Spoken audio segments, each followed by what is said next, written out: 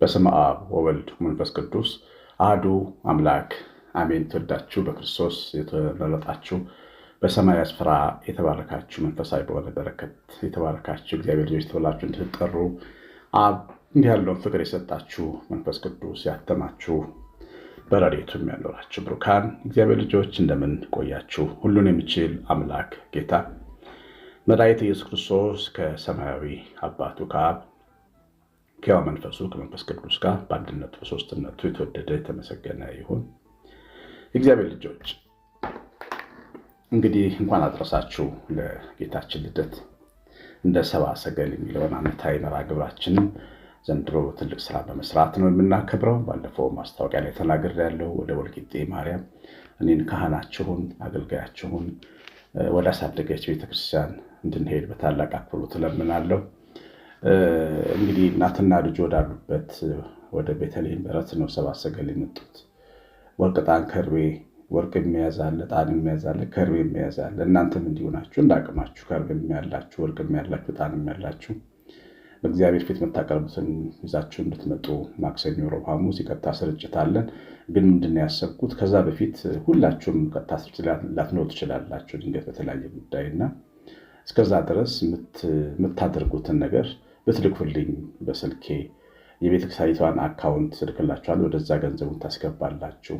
ቃል ኪዳናችሁን እንደተለመደው እና የምንፈልገው በዋናነት መብራቶች ነው።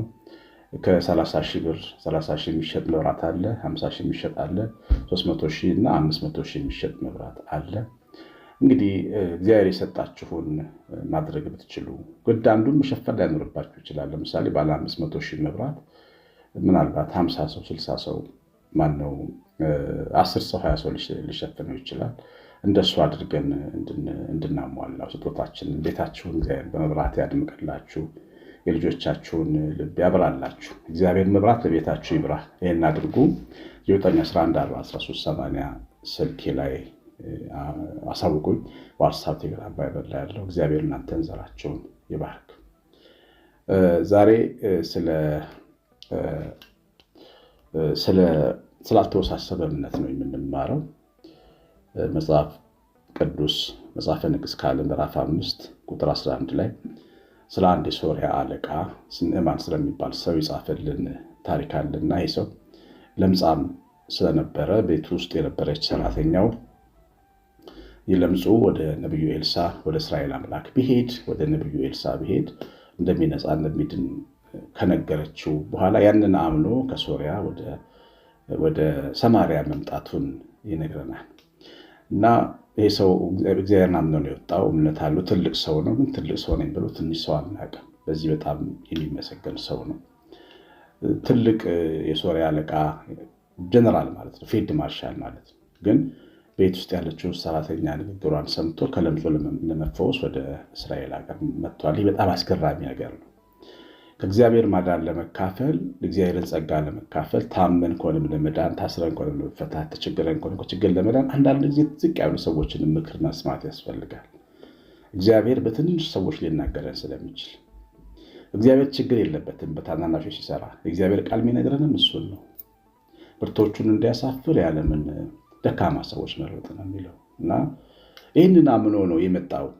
ከባህሮቹ ከሰራዊቱ ጋር ታጅቦ ነው የመጣው። ከመጣ በኋላ ወደ ቀርሜሎስ ነቢዩ ኤልሳ ወርዶ አልተገናኘውም። በጊያዝ በኩል ነው ማድረግ የሚገባው የነገረው። በዮርዳኖስ ውሃ ብቅ ጥልቅ በል 7 ጊዜ ብሎ አለው። ያን ጊዜ ቁጥር 11 ላይ ንዕማን ተቆጥቶ ሄደ፣ እንዲህም አለ፣ እነሆ ወደ እኔ የሚመጣ ቆሞ የአምላኩን እግዚአብሔርን ስም የሚጠራ የለምጹን ስፍራ በእጁ ዳስሶ የሚፈውሰው ይመስሎኝ ነበር። የደማስቆ ወንዞች አባናና ፋርፋ ከእስራኤል ውኆች ሁሉ አይሻሉምን? በእነርሱስ ውስጥ መታጠብና መንጻት አይቻለኝም ኖሯልን? ብሎ ዘወር ብሎ ተቆጥቶ ሄደ። ይህ ሰው እንግዲህ ጠብቋል። ኤልሳ እጁን ጭኖ ለምጹን ነክቶ እንዲፈውሰው ነው የፈለገው በእስራኤል አምላክ ስም። የእግዚአብሔር ማዳን ግን በአንድም በሌላም እግዚአብሔር ልጆች እና በጣም ተቆጣ። ውሃ ውስጥ ገብተህ ብቅ ጥልቅ በል ሲባል ክብሩን የመጠነ ትእዛዝ የተሰጠው አልመሰለው። እናንተ እግዚአብሔር ልጆች በደንብ አድምጡኝ። እኛም ዛሬ እንደ ንዕማን ያደርገናል። በተለይ ለእግዚአብሔር በጣም ቅርብ የሆንን ሰዎች፣ ምንወደው ሰዎች፣ ለምንወደው ሰዎች ነው ይሄ የዛሬው ቀን ስብከት። በልባችን ውስጥ ፍቅሩን የሚፈስ ሰዎች እኛ አንዳንዴ ሙልቅቅ ያደርገናል። ይገርማቸዋል። ለእኔማ እንደዚህ አይሆንም እንላለን። በተነጠፈው ስፍራ መቀመጥ፣ የልብሱን ዘርፍ ከመንካት ይልቅ በእጁ መዳሰስ እንፈልጋለን። እንዲህ የሚያደርገን ፍቅር ሊሆን ይችላል። እኛ ለእኛ ያለን የተሰጠንን ክብር መቀበል ሊሆን ይችላል። ግን እግዚአብሔር ደግሞ እንደ እግዚአብሔርነቱ እንደሚሰራ ማወቅ አለብን። ለእኔ ለምን እንደዚህ አልተደረገልኝም እንላለን። እኛ ማንን?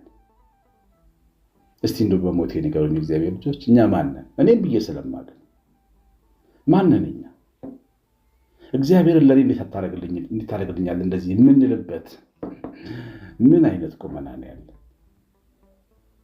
ቸርነቱን አድንቆ ተደንቆ ከመመለስ ውጭ ይሄ የንዕማን መንፈስ እምነታችን በጣም ነው የሚረብሽ። እንታመናለን እኮ በእግዚአብሔር። ተመልከቱ፣ የሰውዬ እኮ ከሩቅ ሀገር መጥተዋል። ከሩቅ ሀገር ሄደን በጸበል ሄደን ወይ ንስሐ አባቶች ጋር ሄደን ወይ ደግሞ በሆነ ጉዳይ ውስጥ ሆነን ጉዳያችን እንዲፈጸም ብዙ ስቴፕ ሄደን ለእኔ ግን ይህን አልጠብቀውም ከእግዚአብሔር ከአንተ ብለን የምናኮርፍ ሰዎች እንዳንኖር ነው ይሄ ቃል የሚያስተምረን። እና መጥቶ እንደሚያደርግልኝ እንጂ ውሃማ ውስጥ ግባ የሚለኝ እኔ ከዚህ ከእስራኤል ወንዞች የሚሻሉ ወንዞች ሀገር ያሉ አለ። ውሃው አይደለም የሚፈውሰው፣ የወንዙ ስፋትና ጥልቀት አይደለም የሚፈውሰው፣ መታዘዝና እምነት ነው የሚፈውሰው። እያችሁ ንጹህ ያልሆነ ቦታ ላይ የሚጠመቅ ከሆነ መጠመቂያ ቦታ አንዳንድ ሰዎች ንጹህ ያልሆነ ብሎ ላይጠመቁ ይችላል። አይመጥነኝም ብሎ ያስባሉ። ምናልባት የነሱ መኖሪያ ነጭ ቤት ይሆናል።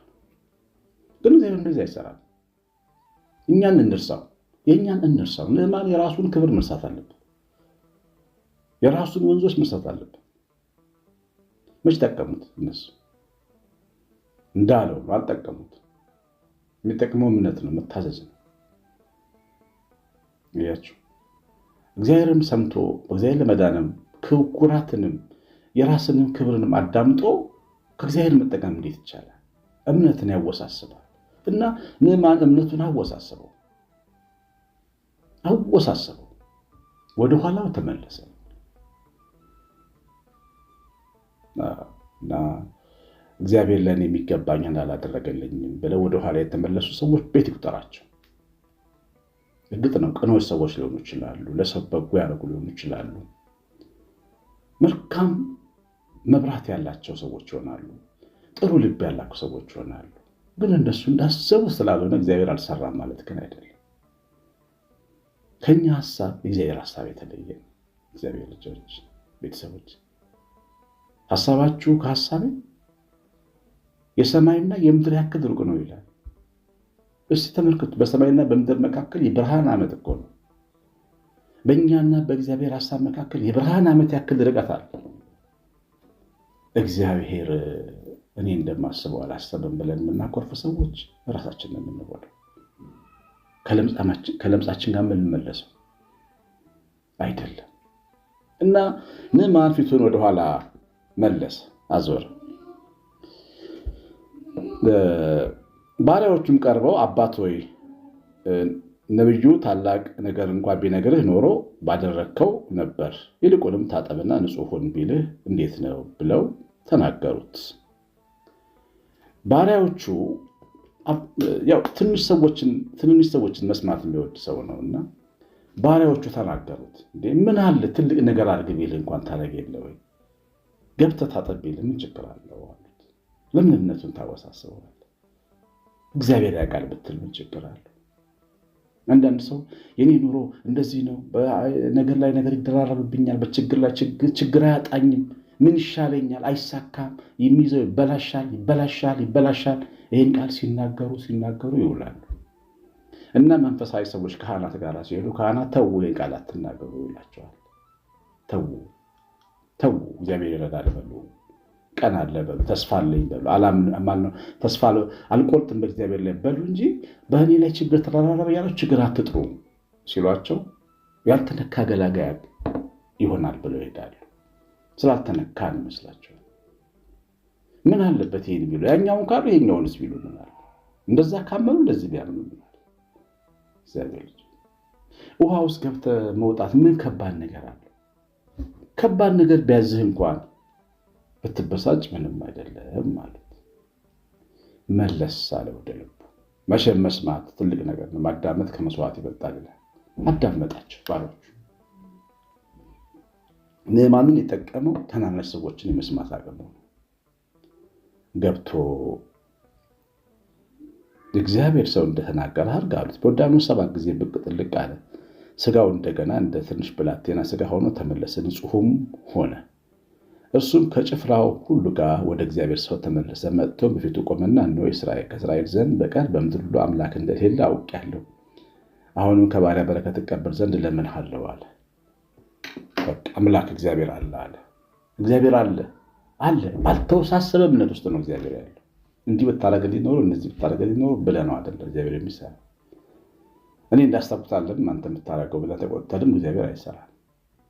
በመታዘዝ በሞኝነት ነው እግዚአብሔር የሚሰራው። የዋህ በመሆን ነው እግዚአብሔር የሚሰራው። የዋህ ሁኑ እግዚአብሔር ልጆች። በህይወታችን ሁሉ የዋህ እንደመሆን በረከት የለም። ይህን እወቁ። የዋህ መሆን ያስፈልጋል። የዋህ መሆን ያስፈልጋል። ይሄ ሰው ንዕማን ትልቅ ሰው ነው፣ ግን የዋህ ለመሆን ደግሞ አታሙት። ሲመጣ በቤት ሰራተኛው ምክር መጣ፣ ሲጠመቅም በባሮቹ ምክር ተጠመቀ። እና ዝቅ ማለት ያልከበደው ታች ያሉትን መስማት ያልከበደው መሆኑ ጠቅሞታል። አንዳንዴ በኑሯችን ከፍ ያለ ሰዎች አለን፣ ብዙ ገንዘብ ያለን ወይ ብዙ ስልጣን ያለን በጣም የተማረን ሰዎች እና ስትሄዱ ካህኑ አልተማረም እንደናንተ። ካህኑ የሚያገለግልበት ቦታ በጣም እናንተ ከምትጠብቁት ከምትኖሩት ኑሮ እንደ አንዱ ላይሆን ይችላል፣ እንደ ጥበቃ ቤታችሁ ላይሆን ይችላል። እዛ ጋር ግን ፈውስና መዳን የለም ብላችሁ እንዳታስቡ። የዋህ መሆን ያስፈልጋል። ራስን መካድ ያስፈልጋል። ለእኔ ሊሆን የሚወድ ራሱን ይካድ ይላል እግዚአብሔር ቃል። ራሱን ይካድ፣ መስቀሉን ተሸክሞ ይከተለኝ። ይህ ሰው ንዕማን ራሱን ካደው፣ ጀነራል መሆኑን ካደውና ባሮቹን አዳመጠና መስቀሉን ለምጹን ተሸክሞ ወደ ውሃው ገባ። ጌታ ግን አዳነው፣ ፈወሰ። ራሱን መካዱ ነው። ራሱን ግን ተሸክሞት ቢሆን ኖሮ ከነ ለምጹ ነበር የሚመለሰው። እንዴት እኔ የማይገባኝ የማይመጥነኝን የሚል ሰው ቢሆን ኖሮ ማለት ነው። እና እምነት ያልተወሳሰበ መንገድ ነው፣ ቀላል መንገድ ነው። የዋህ መሆን ታዛዥ መሆን ይፈልጋል። እምነት ማለት ይወላችሁ የዋህነትና ታዛዥነት መሰረታዊ ነገር አድርጎ ይጠቀማል። እግዚአብሔር ላይ በየዋህነት መተማመንና ለታመንነው አምላክ ደግሞ በየዋህነት መስታዘዝ ያስፈልጋል። አንዳንዴ በጣም ሞኝነት የሚመስሉ ነገሮችን ለማድረግ ልንገደድ እንችላለን። ገዳማት አካባቢ ስትሄዱ የንፍሮ ውሃ ይሰጣችኋል። በጣም የማታስቧቸው ነገሮች ይሰጧችኋል። ምንም በቃ ጭልፍ አድርገው ማየውን ወይም ውሃውን ቀርተው ጸበሉን ይሰጧችኋል። እኛ የምንጠጣው የታሸገ ሃይላንድ ነው ወይም ንጹህ ውሃ ነው ብለን የጣራ ውሃ ነው የምንጠጣው። ከእምነታችን ጋር ላይሄድ ይችላል። እሱ ጋር ተስማምተን ነው መምጣት ያለብን። ተስማምተን ነው መምጣት ያለብን። የሀገራችን ሰዎች አፈር እምነት ብለው አምነው ተቀብተው አመዱን የእግዚአብሔር ነው መቅደስ የመስዋዕቱን እምነቱን ተቀብተው ነው። ምንም እኮ በሳይንሳዊ መንገድ ይሄ ልክ አይደለም ነው የሚባለው፣ ግን እነሱ ተቀብተው ነው ከካንሰር የሚድኑት። እያችሁ ከስራት የሚወጡት ከእግዚአብሔር የሆነው ነገር ሁሉ ትክክል ነው ብለው ያልተወሳሰበ እምነት ይዘው መጥተው እንደዛ አድርገን ነው የምንፈወሰው። ይሄ ነው እግዚአብሔር ልጆች።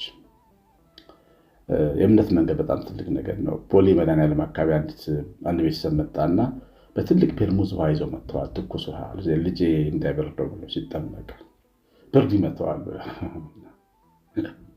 እምነት እንደዚህ ማወሳሰብ አይገባም። እና ቄሱ አስቀምጡታላችሁ።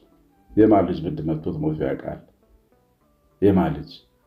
የኢትዮጵያ ኦርቶዶክስ ተዋሕዶ ቤተክርስቲያን ምዕመናን ወይ የማን ልጅ ብርድ መጥቶት የሞተው ሲጠመቅ በአርባ ቀኑ በሰማንያ ቀኑ በእምነት አይደል የገብተን የወጣን ውሃ ውስጥ አብርተን ለፀሐይ የወጣ ነው። እና አስቀምጡ ብሎ ተቆጡ ቄሱ። አስቀምጡ ብርድ እንዳይነካው ብዬ ነው ማለት። እና ለእግዚአብሔር የሆነውን ነገር መተው ያስፈልጋል። ለእግዚአብሔር የምንረቃቀውን ነገር ማቆም አለብን። የሰማነውን በልባችን ይጻፍልን። እግዚአብሔር ቸርነት ከሁላችን ጋር ይሁን። ለቤታችን በረከት የበላት ጥበቃ አብሮን ይሁን። እንደሰባሰገን መርሃ ግብሬን እንዳትረሱ አደራ አደራ። እግዚአብሔር ልጆች ዘራችሁ ይባረክ። ትምህርቱ ላይ ኮሜንት ላይ ካርጋችሁ አሳውቁኝ። ላይ ካርጋችሁ ውጡ። ቅድም ያልኳችሁ ማሳሰቢያ የምታደርጉልን አሳውቁኝ። ቀሲስ አሸናፊ ገብረ ማርያም ነኝ። ሰላም